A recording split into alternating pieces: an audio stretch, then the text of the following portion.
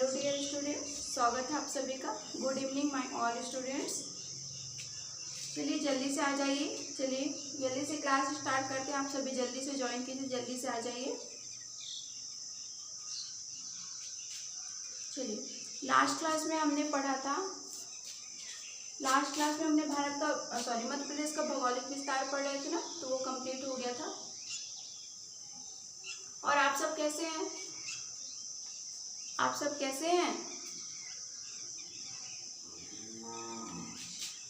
चलिए ठीक है, चलिए अच्छी बात है। आप सब अच्छे रहिए और मेरे साथ अपनी पढ़ाई जारी रखिए, ठीक है। अब अगर कुछ डाउट्स है, मैंने बोला हर बार बोलती हूँ, अगर कोई डाउट्स हैं तो मुझसे पूछिए, मैं बताऊँगी। और अपने नोट्स बनाते रहिए। और हाँ, कुछ बच्चों ने लिखा था कमेंट, मैंने देखा तो बच्चों ने बोला कि मैं लिख नहीं पाया। तो मैं तो बोल रही हूँ, मेरी वॉइस तो आप लोगों तक सही से आ रही होगी। हाँ, मैं धीरे धीरे बोल सकती हूँ, जो इम्पोर्टेंट चीज़ें होती है तो मैं वो ब्लैक बोर्ड में नोट कर देती हूँ। तो अगर आप लिख नहीं पा रहे हो, सिर्फ सुन रहे हो, समझ रहे हो तो ठीक है, या फिर स्क्रीनशॉट ले लिया करो, क्योंकि अगर कुछ भी इंपॉर्टेंट चीज़ होती है तो मैं ब्लैक बोर्ड पे लिख ही देती हूँ, ठीक है। तो आप लोग स्क्रीनशॉट ले लेना। और अगर आप लोग ये चाहते हो कि मैं थोड़ा बोल दूँ या लिख दूँ, तो आप लोग मुझे बताइएगा, तो फिर मैं थोड़ा सा उसे लिख दिया करूँगी, ओके। वैसे तो मैं जो चीज़ें बताती हूँ, जो फैक्ट है, मतलब जो इंपॉर्टेंट चीज़ें बताती हूँ, वही मैप में साइड में लिख देती हूँ। तो आप लोग इसको एक बार देख लीजिए, स्क्रीनशॉट ले लिया करिए, ठीक है। चलिए, तो आज की क्लास स्टार्ट करते हैं। और आज की क्लास का टॉपिक हमारा मध्य प्रदेश का भौगोलिक विस्तार आप लोगों ने कंप्लीट हो गया था। सारे हम लोगों ने पढ़ लिया था, बुंदेलखंड, रीवा, पन्ना का पठार, मालवा, सतपुड़ा का क्षेत्र। जिन्होंने नहीं अटेंड किया, मतलब जिन्होंने नहीं देखा है वीडियो, तो प्लीज़ प्रीवियस वीडियो आप लोग देख लेना, फिर ये वीडियो कंटिन्यू करना, ओके। तो चलिए आज हम पढ़ेंगे, हमारा टॉपिक है आज मध्य प्रदेश की पहाड़ियाँ।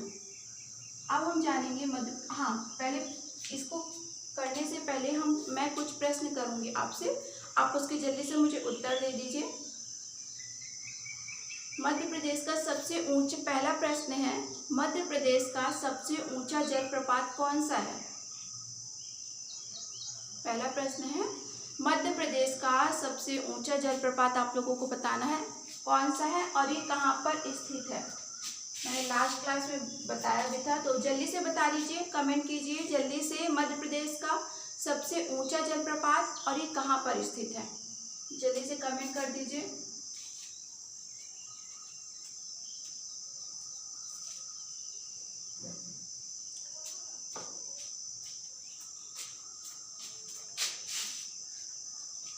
मध्य प्रदेश का जल्दी से बताइए कौन सा जलप्रपात है।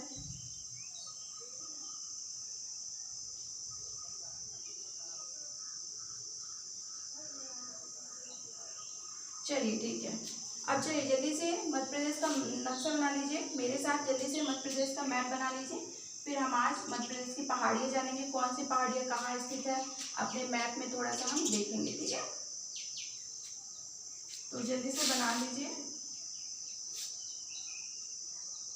चलिए, कुछ इस तरह से हमने थोड़ा समझने के लिए मैप बना लिया है, ठीक है। कुछ इस तरह से हमारा ये भूभाग है, ठीक है। ये हमने कुछ समझने के लिए ये मध्य प्रदेश का मैप बना लिया, आप लोग भी जल्दी से मध्य प्रदेश का मैप बना लीजिए अपने समझने के लिए, ठीक है। अब हम देखेंगे मध्य प्रदेश की पहाड़ियों, मतलब क्या हेडिंग है हमारी आज का टॉपिक है, हम मध्य प्रदेश की पहाड़ियों के बारे में जानेंगे, कौन सी पहाड़ी कहाँ पर है, उसमें क्या विशेषताएं हैं, ठीक है। आपका मध्य प्रदेश का भौगोलिक विस्तार खत्म हो चुका है, मध्य प्रदेश का सामान्य ज्ञान खत्म हो चुका है, मतलब जो बेसिक चीजें थी। आप लोग पुराने वीडियो देखते रहिएगा और ये वीडियो फिर देखिए, ठीक है। चलिए अब देखते हैं मध्य प्रदेश की पहाड़ियाँ। ये हमारा आज का टॉपिक है, मध्य प्रदेश की पहाड़ियाँ, ठीक है। तो अब देखिए मध्य प्रदेश में बहुत सारी पहाड़ियाँ हैं, बहुत सारी, मतलब कि बहुत सारी हमारी जो पहाड़ियाँ मध्य प्रदेश के भौगोलिक विस्तार में बहुत सारे पहाड़ियाँ हैं, और यहाँ पे बहुत सारी चीज़ें, बहुत सारे खनिज उत्पादन होते हैं। तो चलिए देखते हैं उत्तर में, यहाँ से हम स्टार्ट करते हैं। तो यहाँ पर है उत्तर में, आप लोग बताइए मुझे कौन सी उत्तर में कौन सा है, ये कौन सा संभाग है, ये कौन सा संभाग है, यहाँ पे है उत्तर के पहाड़, क्या है, यहाँ पर है उत्तर के पहाड़, उत्तर के पहाड़। हम सबकी डिटेलिंग से करेंगे, थोड़ा सा उत्तर के पहाड़ के बारे में जानेंगे भी। तो आप लोग पहले ये देखिए कौन कौन से पहाड़ है, फिर सारे पहाड़ों की हम बारी बारी से करके नंबर से लेके डिटेलिंग करेंगे। कि मैं डिटेलिंग करते करते बताऊँ? चलिए डिटेलिंग से ही बताती हूँ तो ज़्यादा समझ में आएगा, ठीक है। देखिए उत्तर के पहाड़, ये ग्वालियर, जो हमारा ग्वालियर चंबल संभाग है ना, उत्तर के पहाड़ जो हमारा ग्वालियर और चंबल संभाग के अंतर्गत आता है। ये जो उत्तर का पहाड़ है ये ग्वालियर है चंबल संभाग के अंतर्गत आता है ना। चंबल संभाग के अंतर्गत आता है ये जो उत्तर का पहाड़ है। और इसी उत्तर के पहाड़ में किलों का रत्न कहा जाने वाला, अब बताइए किलों का रत्न कौन से किले को कहा जाता है? ग्वालियर में स्थित किलों के रत्न कहा जाने वाला, किलों का जो रत्न कहा जाता है वही यही उत्तर के पहाड़ पर स्थित है। किलों का रत्न कौन सा किला है? ग्वालियर का किला। ग्वालियर का किला किलों का रत्न कहा जाता है।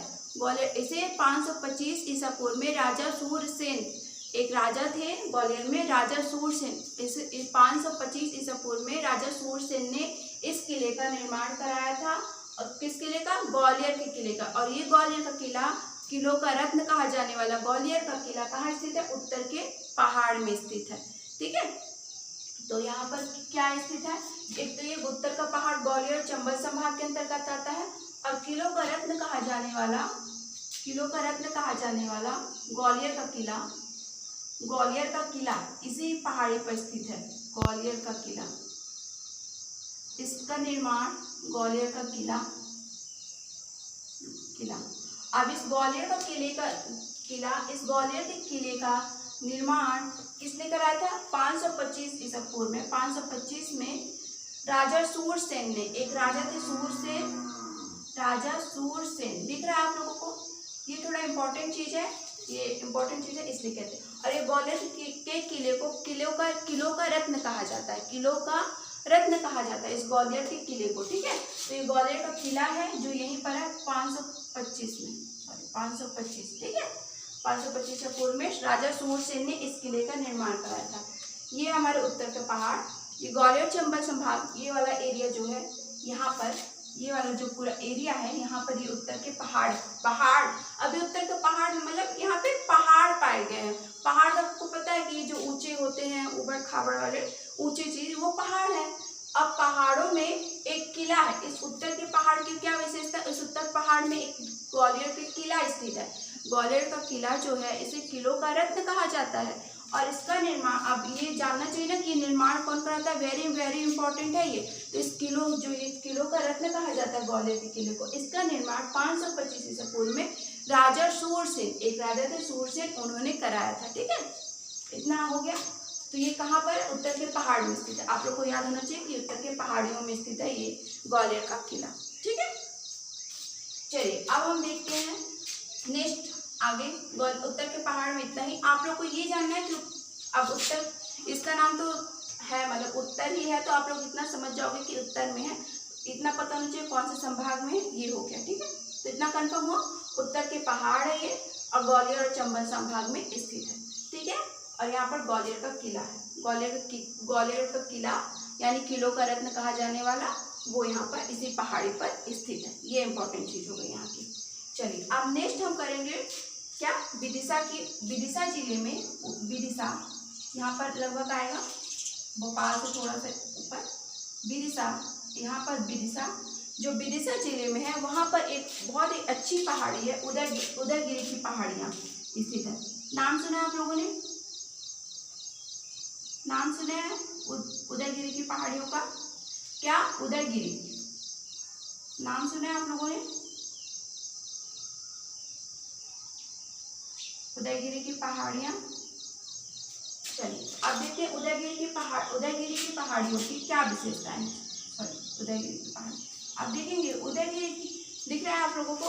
अब विदिशा जिले में, यहाँ पर विदिशा जिले, भोपाल से थोड़ा ऊपर विदिशा जिले में उदयगिरी की पहाड़ियाँ हैं। अब उदयगिरी की पहाड़ियों में क्या चीज़ है, चलिए देखते हैं, ठीक है। तो जो ये इतना समझ में आ गया ना, उत्तर के पहाड़, ये ग्वालियर चंबल संभाग के अंतर्गत है। अब विदिशा जिले में एक पहाड़ी है उदयगिरी। हम पहाड़ियाँ क्यों पढ़ रहे हैं ये, क्योंकि इम्पोर्टेंट है। इनमें ऐसी ऐसी चीज़ें स्थित है, ऐसी ऐसी चीज़ें मिलती हैं जो हमारे परीक्षा के दृष्टिकोण से इम्पोर्टेंट है ना, जो हो सकता है मध्य प्रदेश बस में है या जो मध्य प्रदेश के इम्पोर्टेंट है, इसलिए इस पहाड़ अब ये पहाड़ियाँ आती हैं, प्रश्न आते हैं। अब उदयगिरी की पहाड़ियाँ कहाँ स्थित है, तो विदिशा जिले में। अब उदयगिरी की पहाड़ियाँ जो विदिशा जिले में स्थित है, इन पहाड़ियों में जैन व बौद्ध धर्म की बहुत सारी गुफाएं हैं।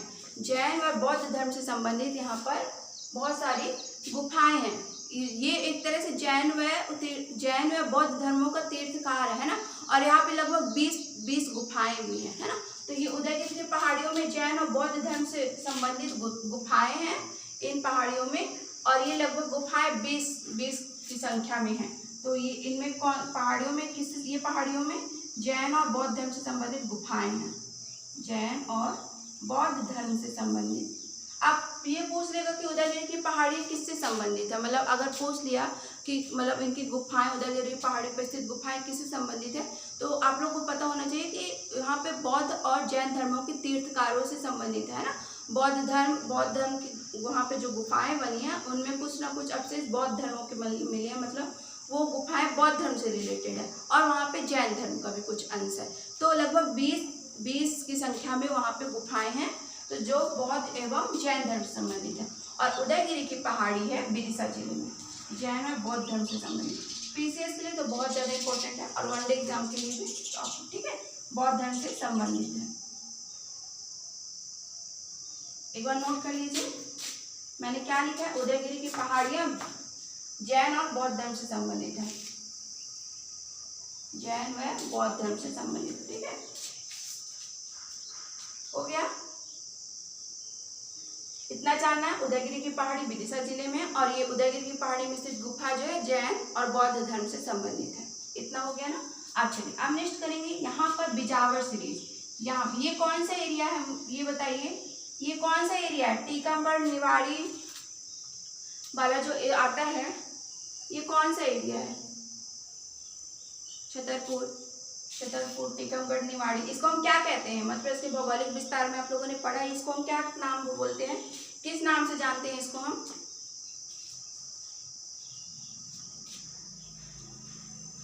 बुंदेलखंड के नाम से जानते हैं। ये तो इसी बुंदेलखंड में आता है बिजावर सीरीज, बिजावर की पहाड़ियाँ, ठीक है, बिजावर सीरीज दिख रहा है। इसी बुंदेलखंड में एक पहाड़ी है, एक सीरीज स्थित है, उसे कहते हैं बिजावर सीरीज, ठीक है। कहाँ स्थित है, ये बिजावर सीरीज बुंदेलखंड क्षेत्र में स्थित है। अब आप लोगों को भौगोलिक स्वरूप मैंने पढ़ा दिया पिछली वीडियो में, तो आप लोग को पता होना चाहिए किसे हम बुंदेलखंड का एरिया कहते हैं मध्य प्रदेश में, और कौन सा बघेलखंड का एरिया है या कौन सा क्या है, ठीक है। तो ये तभी पता चलेगा, कैसे पता चलेगा, अब मैं जिलों का नाम ना बता के बोल रही हूँ कि बुंदेलखंड में क्षेत्र में स्थित है बिजावर सीरीज। तो आप लोगों को पता होगा बुंदेलखंड में हमारे कुछ जिले आते हैं, निवाड़ी, टीकमगढ़, छतरपुर, थोड़ा दमोह का हिस्सा, तो ये बिजावर श्रेणी में आ गए, ठीक है। तो चलिए, जो बिजावर सीरीज है, यहाँ की खासियत ये है कि ये बिजावर सीरीज किससे मिलकर बना है, ग्रेनाइट व नीस की चट्टानें, ठीक है, ग्रेनाइट व नीस की चट्टानें, ग्रेनाइट व नीस की चट्टानों से बना, क्या, बिजावर श्रेणी, नीस की चट्टानें यहाँ है, ठीक है, जो हल्के गुलाबी रंग की हैं, क्या है, इनका कलर जो है बिजावर श्रेणियों का हल्का गुलाबी रंग का है, हल्का गुलाबी रंग का। बिजावर श्रेणी सीरीज जो है ग्रेनाइट व नीस की चट्टानों से मिलकर बना है, और इनका जो कलर है, इनका जो रंग है, वो है हल्का गुलाबी रंग, ठीक है। और यहाँ पर बहुत ज़्यादा मात्रा में हीरे के भंडार हैं। इसी बिजावर सीरीज में क्या है, हीरे के भंडार हैं, जो हीरा है हमारा वो इसी बिजावर सीरीज में मिलता है। एक सेकेंड, इंक डालूं मैं, 1 मिनट रुकिए, मैं इंक डालूं थोड़ा,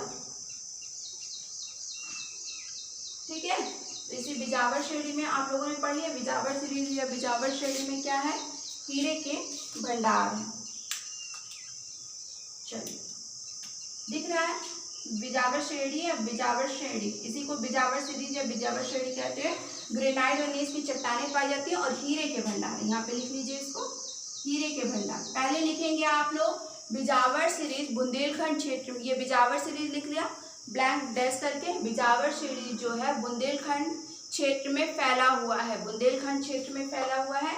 यह ग्रेनाइट व नीस की चट्टानें पाई जाती हैं जो हल्के गुलाबी रंग की होती हैं और यहाँ पर हीरे के पर्याप्त भंडार है। क्या है? हीरे के भंडार। कहाँ? बिजावर श्रेणी में हीरे के भंडार। स्केच करने चलो, जो हीरे के भंडार हैं वो कहाँ पाए जाते हैं? हमारे बिजावर सीरीज में। ठीक है, तो हीरे के जो पर्याप्त भंडार है वो पाए जाते हैं हमारे। आप लोग को पता चल गया, अब इतना पता चल गया कि ये पहाड़ी कहाँ है, ये श्रेणी कहाँ पर स्थित है? तो ये बुंदेलखंड पर। बिजावर सीरीज या बिजावर श्रेणी बुंदेलखंड क्षेत्र पे स्थित है। बुंदेलखंड क्षेत्र की एक पहाड़ी है। ठीक है, उदयगिरी विदिशा जिले में स्थित है। उत्तर के पहाड़ तो आपको पता है ग्वालियर और चंबा संभाग में स्थित है। ठीक है, अब आगे करें। अब आगे करते हैं हम लोग नेक्स्ट। कितना हो गया? देखिए अब नेक्स्ट करेंगे हम यहाँ पर लगभग ऐसे इतने वाले एरिया में कैमूर की पहाड़ियाँ हैं। किसकी पहाड़ियाँ हैं?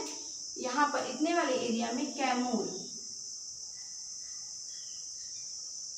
की पहाड़ियाँ। ये कौन सा एरिया है? सतना और जबलपुर में कैमूर की पहाड़ियाँ स्थित है। कैमूर की पहाड़ियाँ जल्दी नोट कीजिए। कैमूर की पहाड़ियाँ कहाँ स्थित है? सतना व जबलपुर जिले में। सतना व जबलपुर जिले में कैमूर की पहाड़ियाँ स्थित है। ठीक है, तो कैमूर की पहाड़ियाँ कहाँ स्थित है? सतना व जबलपुर क्षेत्र में। सतना और कुछ ये ऐसे थोड़ा ये कटनी वाला भाग, कटनी जबलपुर है ना, सतना कटनी जबलपुर, तो ये कैमूर की पहाड़ियों में, जो कैमूर की पहाड़ी है यहीं पर क्या है? हमारा माँ शारदे की मंदिर, माँ शारदा माँ की प्रसिद्ध मंदिर जो है, और भरतूप या भरभूत स्तूप कहते हैं ना, भरभूत स्तूप नाम है, भरभूत। और भरभूत स्तूप जो है वो कहाँ स्थित है? कैमूर की पहाड़ी पर स्थित है। कैमूर की पहाड़ी पर ही भरभूत स्तूप और माँ शारदे की मंदिर, माँ शारदा माँ की मंदिर कहाँ पर स्थित है? कैमूर की पहाड़ियों में ही स्थित है ना। जो हमारे प्रसिद्ध माँ शारदा की मंदिर है सतना जिले में, मैहर में आता है, वो कैमूर की पहाड़ी पर स्थित है। ठीक है, और भरभूत स्तूप जो है वो भी कहाँ स्थित है? कैमूर की पहाड़ी पर स्थित है। इतना समझ में आ गया? इरेज कर दो, है ना। ये पहाड़ियाँ कटनी सतना के आसपास फैली हुई हैं। कैमूर की पहाड़ी कहाँ फैली है? कटनी सतना इन क्षेत्रों में कैमूर की पहाड़ियाँ जो है फैली हुई हैं। और यह कैमूर की पहाड़ी में माँ शारदा का मंदिर है, प्रसिद्ध माँ शारदा का मंदिर, माँ शारदा मंदिर, और भरभूत स्तूप जो है कैमूर की पहाड़ी में आता है, यह स्थित है। ठीक है, कितना हो गया? इरेज कर दो, इरेज कर दो।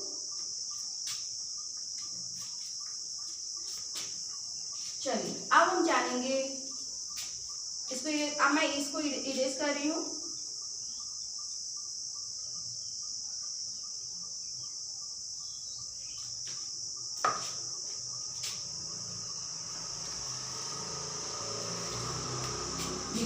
अब यहाँ पे लगभग हमारा अमरकंटक की पहाड़ियाँ क्या है? Important, very very important. Amarkantak दिख रहा है कहाँ पर? लगभग अनूपपुर, ये जो हमारा एरिया आता है अनूपपुर वाला, कहाँ पर है अनूपपुर जिला? मुझे बताइए मैपिंग में, आप लोग देखिए जल्दी से। ये जो अनूपपुर उमरिया का क्षेत्र आता है ना, अनूपपुर उमरिया आदि जिलों में अमरकंटक की पहाड़ियाँ। ठीक है, अमरकंटक की पहाड़ियाँ, हम अमरकंटक की पहाड़ियाँ देखेंगे तो ये जो हमारा अनूपपुर उमरिया जिले हैं इसके अंतर्गत अमरकंटक पहाड़ियाँ आती हैं। अमरकंटक की पहाड़ियाँ आती है। ठीक है, तो चलिए अब अमरकंटक की पहाड़ियाँ की हम जानेंगे थोड़ा सा इसका डिटेल। तो आपको पता हो गया कि उमरिया और अनूपपुर जिले के अंतर्गत आते हैं और क्षेत्र आएंगे। तो इन अमरकंटक की पहाड़ी की ये विशेषता है कि फूलों की घाटी कहते हैं। जो अमरकंटक की पहाड़ी है इसको हम क्या कहते हैं? मध्य प्रदेश की फूलों की घाटी। जो फूलों की घाटी है, फूलों की घाटी, फूलों की घाटी कहते हैं किसको? अमरकंटक की पहाड़ी को। ये अमरकंटक की पहाड़ी अनूपपुर, उमरिया आदि जिलों में फैला हुआ है, इसका विस्तार है। और इसको अमरकंटक की पहाड़ी को जो है फूलों की घाटी कहते हैं। किसकी घाटी? फूलों की घाटी कहते हैं। और जो अमरकंटक का क्षेत्र है, मोस्ट इंपॉर्टेंट चीज देखिएगा, जो अमरकंटक का क्षेत्र है ये दूसरा जैव आरक्षित क्षेत्र है। मैं पहला भी बताऊंगी। ये जो अमरकंटक का क्षेत्र है दूसरा जैव आरक्षित क्षेत्र है। जैव आरक्षित क्षेत्र क्या होता है? जल्दी मुझे कमेंट करके बताइए। जैव आरक्षित क्षेत्र मोस्ट इम्पॉर्टेंट।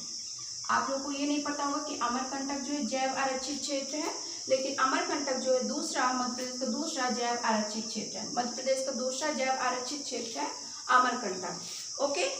और अमरकंटक की पहाड़ियाँ ये जो उमरिया, अनूपपुर और ये साइड और ये कुछ एरिया जो होता है ना हमारे इस पूर्वी भाग में, वहाँ पर स्थित है। और अमरकंटक की पहाड़ी को फूलों की घाटी, मध्य प्रदेश की फूलों की घाटी कहते हैं। मध्य प्रदेश की फूलों की घाटी अमरकंटक की पहाड़ी जैव आरक्षित क्षेत्र, दूसरा जैव आरक्षित क्षेत्र घोषित किया गया है अमरकंटक की पहाड़ियों को। दूसरा जैव आरक्षित, दिख रहा है? दूसरा जैव आरक्षित क्षेत्र है अमरकंटक की पहाड़ी। और अमरकंटक की पहाड़ियों से 3 नदियां निकली हैं। कौन कौन सी? 3 नदियों का उद्गम हुआ है, 3 नदियां निकली हैं। एक है हमारी मध्य प्रदेश की जीवनदायिनी नदी नर्मदा, एक है नर्मदा, दूसरी है सोन नदी, और तीसरी है जोहिला। एक नदी है, एक सेकेंड, जोहिला एक नदी है जो पूर्व से पश्चिम से ऐसे सांप के आकार की आकृति बनाती है। मैं बताऊंगी, जब नदियां पढ़ाऊंगी तब बताऊंगी आप लोगों को। तो अमरकंटक की पहाड़ियों से अमरकंटक की पहाड़ियों से 3 नदियां निकली हैं, नर्मदा, सोन और जोहिला। नोट कर लीजिए, जल्दी से नोट कर लीजिए। नोट हो गया आप सभी का? एक सेकेंड मैं कैमरा थोड़ा ठीक कर दूं। 1 मिनट,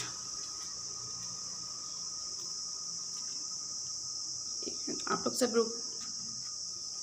1 मिनट, मैं कैमरा ठीक कर रही हूँ, थोड़ा सा ये हिल गया है। ठीक है, इतना नोट कर लिया आप लोगों ने अमरकंटक की पहाड़ियाँ। ठीक है, चलिए इतना नोट हो गया। वो कैमरा थोड़ा हिल गया था इसलिए मैं ठीक कर दी उसे। तो जो अमरकंटक की पहाड़ियाँ हैं वहाँ से आप लोगों ने जाना कि अमरकंटक की पहाड़ी जो है मध्य प्रदेश की दूसरा जैव आरक्षित क्षेत्र है। अमरकंटक की पहाड़ियाँ फूलों की घाटी कहते हैं। और इससे अमरकंटक की पहाड़ियों से 3 प्रमुख नदियाँ निकलती हैं। नर्मदा, मध्य प्रदेश की सबसे बड़ी नदी, नर्मदा का उद्गम यहीं से हुआ है। सोन नदी दूसरी और जोहिला तीसरी। जब जो नदियाँ पढ़ाऊंगी, अभी नदियों का टॉपिक भी चलेगा तो सारी नदियाँ डिटेल्स होंगी, तो टेंशन लेने की जरूरत नहीं है कि जोहिला के बारे में बहुत लोगों को कम ही पता रहता है, तो वो मैं कराऊंगी। ठीक है, चलिए इतना समझ में आ गया आप लोगों को। हमने जाना बिजावर श्रेणी के बारे में। बिजावर सीरीज जो है बुंदेलखंड क्षेत्र में स्थित है। विदिशा जिले में स्थित है उदयगिरी की पहाड़ियाँ, और उत्तर के पहाड़ में हमारा ग्वालियर का किला स्थित है। और इस ग्वालियर के किले को किलों का रत्न कहा जाता है, और यह राजा शूरसेन ने बनवाया था। ठीक है, इतनी चीज अभी तक हम लोगों ने पढ़ी, इतना आप लोगों ने नोट कर लिया। आप लोग स्क्रीनशॉट ले लोगे तो आपको समझ में आ जाएगा, जब कभी देखोगे आप तो समझ में आ जाएगा। इरेज कर दो इसे। अब इसे मैं इरेज करती हूँ और आगे चलती हूँ। ठीक है, इतना आप लोगों ने नोट कर लिया। अब हम जानेंगे अमरकंटक की पहाड़ियाँ होंगे। अब जानेंगे सतपुड़ा पर्वतमाला। अब नेक्स्ट है, इसको इरेज कर दो।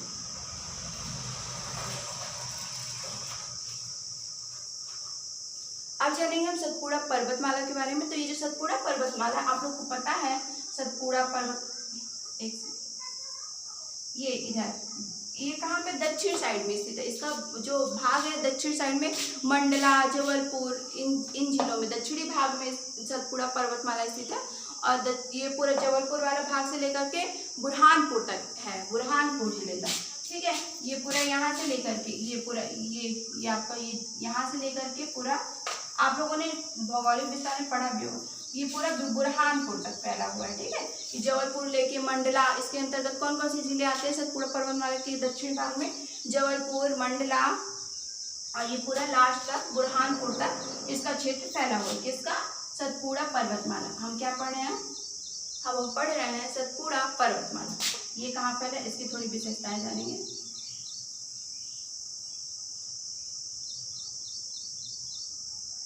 चलिए, ठीक है। तो ये जो सतपुड़ा पर्वतमाला आप लोग को पता है, इसके अंतर्गत कौन कौन से क्षेत्र आ गए? ये जो पूरा हमारा मंडला जबलपुर है ना, यहाँ से मंडला जबलपुर से लेकर के और फिर ऐसे इधर ऊपर से नर्मदा सोन घाटी प्रभावित होती है। इसके थोड़ा नीचे से दक्षिणी भाग में ये सतपुड़ा पर्वतमाला दक्षिणी क्षेत्र में स्थित है। ठीक है, और पूरा बुरहानपुर तक जिले तक आता है। ठीक है, और ये प्रदेश का पहला जैव आरक्षित क्षेत्र है, पंचमढ़ी स्थित है। ठीक है, प्रदेश का पहला जैव आरक्षित क्षेत्र पंचमढ़ी स्थित है। इसी सतपुड़ा पर्वतमाला में प्रदेश का पहला जैव आरक्षित क्षेत्र पंचमढ़ी स्थित है। अब मैंने दूसरा जैव आरक्षित क्षेत्र अमरकंटक की पहाड़ी है, पहला जैव आरक्षित क्षेत्र पंचमढ़ी है ना। मध्य प्रदेश का एकमात्र हिल स्टेशन है, ग्रीष्मकालीन राजधानी भी कहते हैं पंचमढ़ी को, कि पंचमढ़ी को प्रदेश की ग्रीष्मकालीन। तो नोट कीजिए, कॉपी में इस तरह लिखना है कि जो सतपुड़ा पर्वतमाला है प्रदेश के दक्षिणी भाग में मंडला जबलपुर घाट से मंडला जबलपुर वाला क्षेत्र से लेकर के बुरहानपुर तक फैला हुआ है। और यहाँ पर प्रदेश का यहाँ पर प्रदेश का पहला जैव आरक्षित क्षेत्र पंचमढ़ी, जो होशंगाबाद जिले में है। कहाँ है? होशंगाबाद जिले में। पंचमढ़ी कहाँ है? होशंगाबाद जिले में है, जिसे प्रदेश की ग्रीष्मकालीन राजधानी भी कहते हैं। मध्य प्रदेश का एकमात्र हिल स्टेशन और प्रदेश की ग्रीष्मकालीन राजधानी क्या है? पचमढ़ी। जो पचमढ़ी है ये प्रदेश की ग्रीष्मकालीन राजधानी कहा जाता है, और वो इसी पर्वतमाला में स्थित है। किस पर्वतमाला में? अब ये पंचमढ़ी जो हमारा एरिया है, जो हमारा ये क्षेत्र है, ये सतपुड़ा पर्वतमाला में स्थित है। सतपुड़ा पर्वतमाला में स्थित है। तो आप लोग को समझ में आ गया, सतपुड़ा पर्वतमाला में स्थित है ऐसे।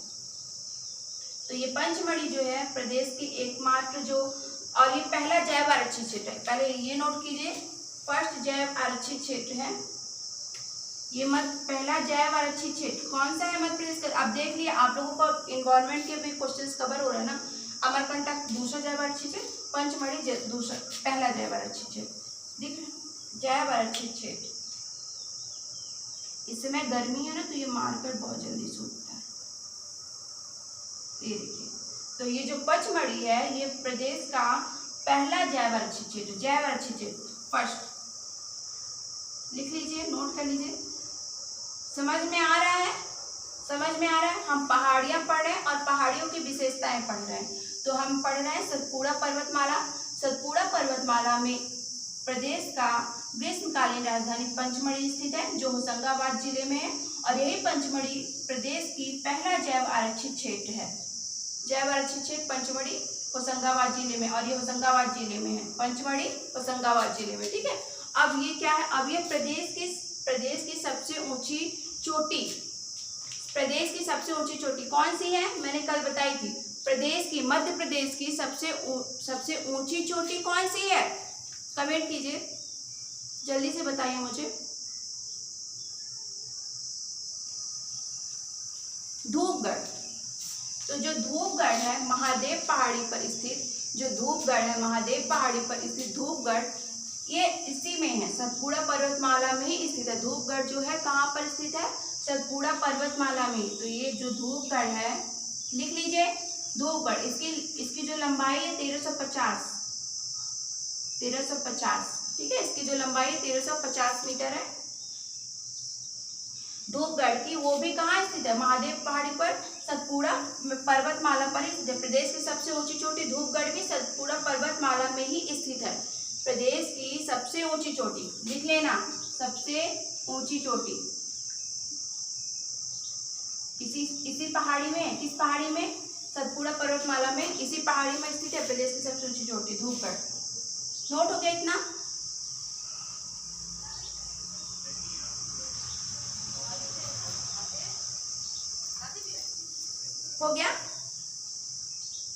कोई डाउट है? Any doubt? सतपुड़ा पर्वतमाला में धूपगढ़ चोटी स्थित है। मैंने आपको भौगोलिक विस्तार बताया था, तब भी इसको एक बार मैंने बताया था कि आप लोगों को ध्यान रहे। ठीक है, धूपगढ़ कहाँ स्थित है? सबसे ऊंची चोटी है प्रदेश की, मध्य प्रदेश की सबसे ऊंची चोटी है, 1350 मीटर इसकी लंबाई है। और ये पंचमढ़ी भी सतपुड़ा पर्वतमाला के अंतर्गत ही आती है, ये इंपॉर्टेंट है। और जो पंचमढ़ी है वो मध्य प्रदेश का पहला जैव आरक्षित क्षेत्र है, जो वनडे एग्जाम है उसके लिए भी इम्पोर्टेंट फैक्ट है। और ग्रीष्मकालीन राजधानी जो है मध्य प्रदेश की, हमारे मध्य प्रदेश की ग्रीष्मकालीन राजधानी वो पंचमढ़ी है। ग्रीष्मकालीन राजधानी कौन सी है हमारे प्रदेश की? पंचमढ़ी। और ये पंचमढ़ी होशंगाबाद जिले में आती है, होशंगाबाद जिले में स्थित है। हो गया? अब चलिए, अब हम इरेज करते हैं इसको। अब ये इरेज होगा और आगे देखेंगे। समझ में आ रहा है? हम पहाड़ियां पढ़ रहे हैं और उन पहाड़ियों की क्या विशेषताएं हैं थोड़ा हम वो जान रहे हैं, और यहीं से हमारे फैक्ट निकल के आते हैं। इनको पढ़ने से ही फैक्ट निकल के आते हैं और हमारे कोई प्रश्न एग्जाम में, आप लोगों कोई भी प्रश्न एग्जाम में नहीं छूटेंगे। देखिए कितने सारे फैक्ट निकल के आते हैं। हाँ, थोड़ा सा लगता है कि ज़्यादा डिटेलिंग करा रहे हैं, 1 लाइन्स लिखा रहे हैं, थोड़ा बता दें, ऐसा लगता होगा बच्चों को, लेकिन विश्वास मानिए अगर आप ये कर रहे हैं, ये डिटेलिंग कर रहे हैं, तो मुझे नहीं लगता, मैं बोल रही हूँ ना कि कोई प्रश्न छूट पाएंगे आपके, है ना। मेरी कोशिश मैं इसीलिए करा रही हूँ आप लोगों को, कराने को मैं शॉर्ट में भी करा सकती हूँ आप लोगों को, इतना डिटेलिंग में इसलिए करा रही हूँ ताकि आप लोगों को फ़ायदा हो, आप लोगों को कोई प्रश्न ना छूटे, है ना, इसलिए मैं करा रही हूँ। तो आप लोग ये बोरियत मत लेके जाइए, बस मेरे साथ कंटिन्यू कीजिए, और जो नहीं समझ में आ रहा आप कमेंट कीजिए, पूछिए तो मैं बताऊंगी, ठीक है। अब आप लोगों को अगर किसी ने ध्यान से वीडियो देखा होगा तो इतनी जो पहाड़ियाँ बताई, तो अगर मैं पूछूंगी प्रश्न इनमें से तो आप सभी को पता होगा। शायद एक वीडियो से पहले शायद नहीं पता रहा होगा कि उदयगिरी की पहाड़ी किस जिले में है, या नाम सुना रहा और डाउट में रहे होंगे बहुत बच्चे, तो आज कंफर्म हो गया होगा, कन्फ्यूजन दूर हो गई होगी, है ना। तो चलिए आप थोड़ा सा और पहाड़ियाँ 2-4 बची हैं उन्हें कर लेते हैं हम। एक पहाड़ी है हमारी काकराबड़ी, काकराबड़ी की पहाड़ी। काकराबड़ी की जो पहाड़ियाँ ये कहाँ स्थित है? ये हमारी यहाँ इस समय स्केच नहीं चल रहा है,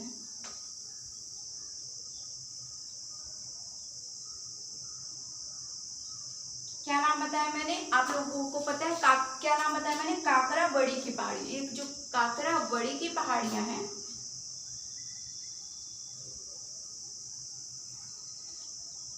ये हमारी कहाँ से? बड़वानी से लेकर के, ये जो बड़वानी है इसे लेकर के बुरहानपुर तक फैली है। बड़वानी से लेकर के बुरहानपुर तक, ये दक्षिण साइड में नीचे पे फैली हुई है, ठीक है। ये कहाँ तक फैली हुई है? ये हमारी बड़वानी से लेकर के बुरहानपुर तक, ये दक्षिण साइड में, नीचे साइड में काकराबड़ी की पहाड़ियाँ स्थित है, ठीक है। और बुरहानपुर में स्थित असीरगढ़ का दुर्ग जो है, अब देखिए एक और बहुत अच्छा सा फैक्ट निकल के आ रहा है। बुरहानपुर में स्थित असीरगढ़ का दुर्ग। अब बुरहानपुर में कौन सा दुर्ग है? असीरगढ़ का। ये यहाँ पे लिख रहे हैं, ये बुरहानपुर, ये थोड़ा सा नीचे पे दक्षिण साइड में असीरगढ़ का दुर्ग, असीरगढ़ दिख रहा है। असीरगढ़ का दुर्ग जो है बुरहानपुर में, असीरगढ़ का दुर्ग जो है, काकराबड़ी की पहाड़ियाँ ये बड़वानी से लेकर के बुरहानपुर नीचे साइड दक्षिण साइड में है, थोड़ी छोटी सी पहाड़ी दक्षिण साइड में है। और यहाँ पर जो बुरहानपुर जो जिला है, यहाँ पर असीरगढ़ का दुर्ग है। असीरगढ़ का दुर्ग है जिसे दक्षिण का प्रवेश द्वार कहते हैं। मैंने आप लोग को बताया था कि बुरहानपुर जो है दक्षिण का प्रवेश द्वार कहलाता है। तो यही किला, ये जो दुर्ग है, इसी को दक्षिण का प्रवेश द्वार भी कहते हैं। और ये कहाँ पर है? काकराबड़ी की पहाड़ी पर। ये कहाँ पर स्थित है? काकराबड़ी की पहाड़ी पर, बुरहानपुर जिले में। लिख लीजिएगा, बुरहानपुर जिले, बुरहानपुर जिला है, वहाँ पर काकराबड़ी की पहाड़ियाँ स्थित है। और असीरगढ़ का दुर्ग, बुरहानपुर में असीरगढ़ का दुर्ग स्थित है, और इसी को दक्षिण का प्रवेश द्वार कहते हैं। मध्य प्रदेश दक्षिण का प्रवेश द्वार है बुरहानपुर जिले का असीरगढ़ का दुर्ग। और ये कहाँ पर स्थित है? ये काकराबड़ी की पहाड़ियों पर स्थित है, ठीक है। अब देखिए, ये जो धार जिला है हमारा, धार जिला है, इस धार जिले में मांडू मांडू शायद आप बहुत फेमस जगह है, बहुत अच्छी जगह है घूमने के लिए मध्य प्रदेश में, कभी मौका मिले तो जाइएगा। तो जो सिटी ऑफ जॉय कहते हैं, सिटी ऑफ जॉय कहते हैं मध्य प्रदेश को, मतलब इंजॉय की, आनंद की नगरी, आनंद की नगरी है मांडू। क्या है? आनंद की नगरी। तो विंध्याचल पर्वतमाला के पश्चिम में और धार जिले में इन पहाड़ियों का विस्तार है। धार जिले में मांडू की पहाड़ियाँ कहाँ हैं? धार जिले में। मांडू की पहाड़ियाँ धार जिले में स्थित है। मांडू की पहाड़ियाँ धार जिले में स्थित है। अब नेक्स्ट कर रहे हैं हम लोग मांडू की पहाड़ियाँ, हेडिंग है मांडू की पहाड़ियाँ। अब मांडू की पहाड़ियाँ जो है वो कहाँ स्थित है? मांडू की जो पहाड़ियाँ हैं वो धार जिले में स्थित है।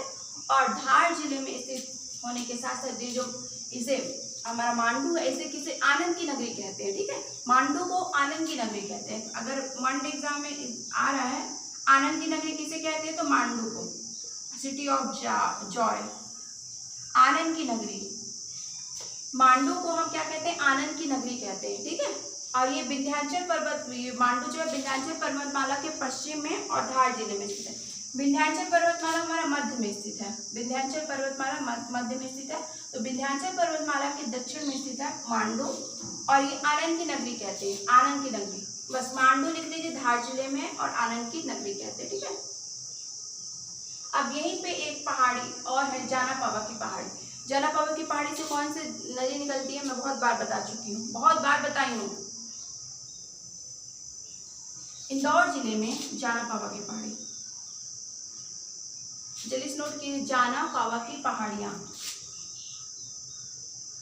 इंदौर जिले में है। आपका इस यहाँ पे इस साइड पे मैंने बहुत इधर बना दिया है, यहाँ पे धार के पास ही तो है इंदौर। तो जो जाना पावा की पहाड़ियाँ हैं, जो जाना पावा की पहाड़ियाँ वो कहाँ है? इंदौर जिले में स्थित है। जो जाना पाव की पहाड़ियाँ हैं, जाना पाव की पहाड़ियाँ इंदौर जिले में स्थित है। और यहीं से चंबल नदी का उद्गम हुआ है। चंबल नदी निकलती है इसी पहाड़ी से, चंबल नदी। कौन सी नदी? चंबल नदी। आप लोग अमरकंटक पहाड़ी से नर्मदा, सोन, जोहिला, अमरकंटक की पहाड़ी से 3 नदियों का उद्गम है। अमरकंटक की पहाड़ियों से नर्मदा, सोन, जोहिला और चंबल नदी जो है जाना पावा की पहाड़ी से निकलती है। और जो ये जाना पावा पहाड़ी है इंदौर जिले में है। इंदौर थोड़ा इधर होगा, वो मैं आप इंदौर जिले में, जाना पावा की पहाड़ियाँ इंदौर जिले में स्थित है। इतना समझ में आ गया? काकराबड़ी की पहाड़ियाँ, बड़वानी जिला कहाँ है? बड़वानी बुरहानपुर तक फैला हुआ है। और असीरगढ़ का जो दुर्ग है यहीं पर पाया जाता है, काकराबड़ी की पहाड़ी में। अब मांडू जो है आनंद की नगरी कहा जाता है, धार जिले में स्थित है। मांडू की पहाड़ियाँ धार जिले में स्थित है। और मांडू की पहाड़ी, जो मांडू है इसे आनंद की नगरी कहते हैं। और इंदौर में जाना पावा की पहाड़ियाँ हैं, और ये चंबल नदी यहाँ से उद्गम हुआ है। यकीन मानिए ये सब बहुत इंपॉर्टेंट है। जब अब एग्जाम दोगे, जब आएगा आपका पेपर्स, तब आप लोगों को पता चलेगा कि कैसे प्रश्न आए, यहीं से आए, है ना, जो भी है। तो आप लोग प्लीज़ इसे देखिए और नोट करते रहिए। मैं एक एक जो चीज़ें बोल रही हूँ उन्हें नोट करते रहिए। मेरी वॉइस तो सही आ रही ना आप लोगों तक? चलिए ठीक है। अब 2-3 और पहाड़ी हैं, उन्हें हम नेक्स्ट क्लास में कर लेंगे, फिर आगे का नया टॉपिक करेंगे। तो आज के लिए इतना ही सफिशिएंट। आप लोग रिवीजन कीजिए, कोई डाउट्स हो कमेंट कीजिए, और कैसी लगी आज की क्लास आप लोग बताइएगा। Okay, thank you so much.